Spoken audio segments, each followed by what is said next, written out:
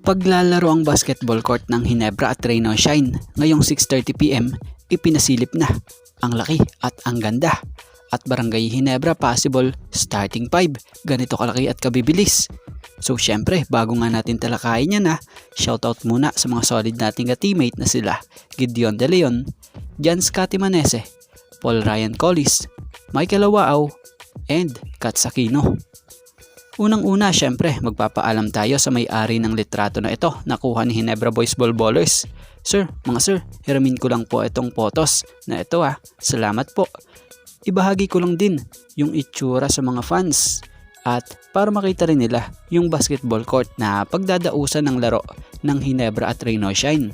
So ganito nga po kaganda at kaluwang. Kung mapapansin nyo nag-ensayo at shooting na nga po ang Ginebra rito. At maganda kung ganito yung ginawa na rin ng Ginebra para na rin masanay sila sa court na ito. At malipat naman tayo rito para sa maaaring first 5 or possible first 5 nga raw ng Ginebra. Ayon dito sa nabasa nating post na ni Solid Ginebra ako na kung saan andito ang pangalan nila RJ Abarientos sa point guard.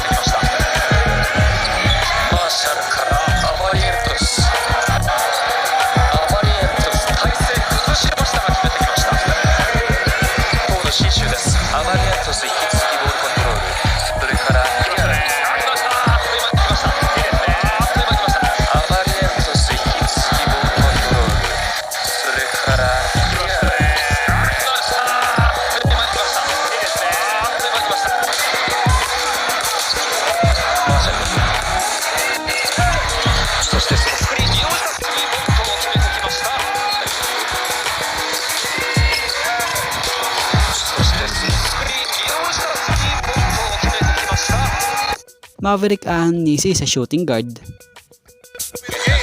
Para kakrek. Ahanisi in the lane, puts it up. It drops para kay Maverick Ahanisi.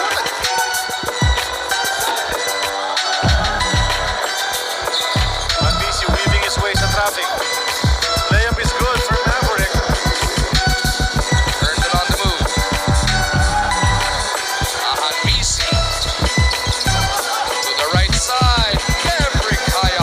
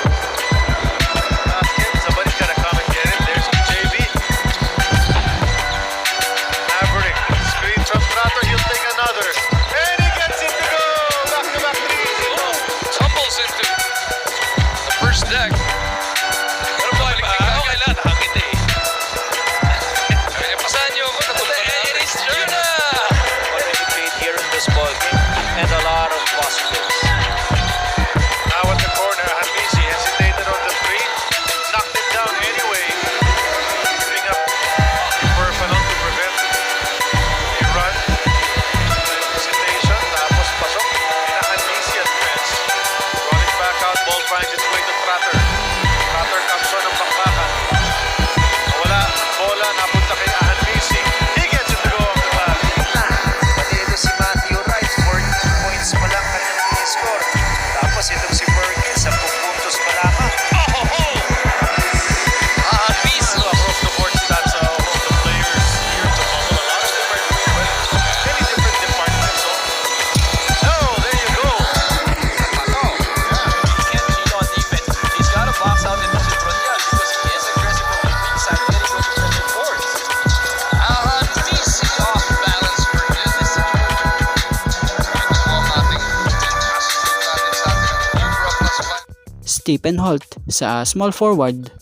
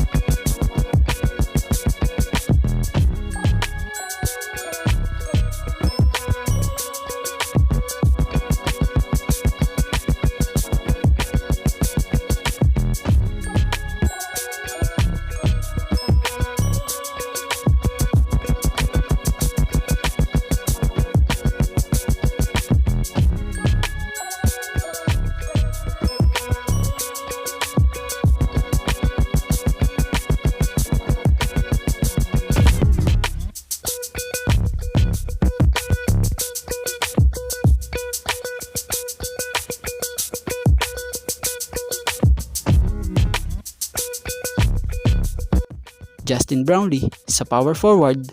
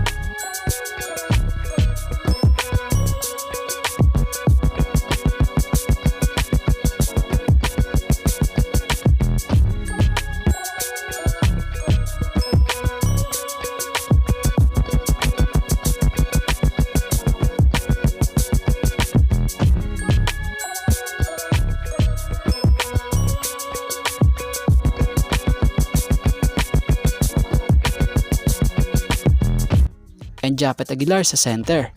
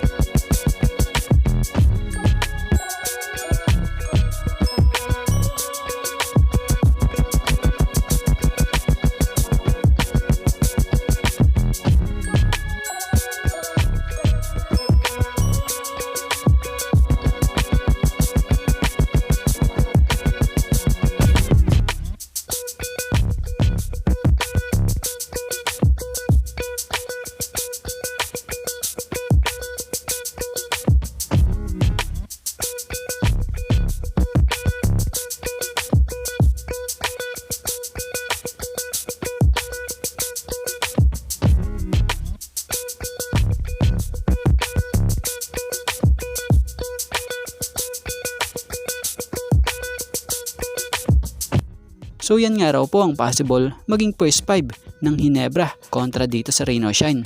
Pero lilinawin lang po natin di pa naman po kumpirmado yan. At mamaya makikita talaga natin kung ano nga ba itong first 5 nga ba na gagamitin ng Hinebra. Kung ito ba talaga or iba. So kung kayo ang tatanungin mga ka-teammate sino ang para sa inyo'y possible first 5 ng Hinebra kontra Rain or Shine?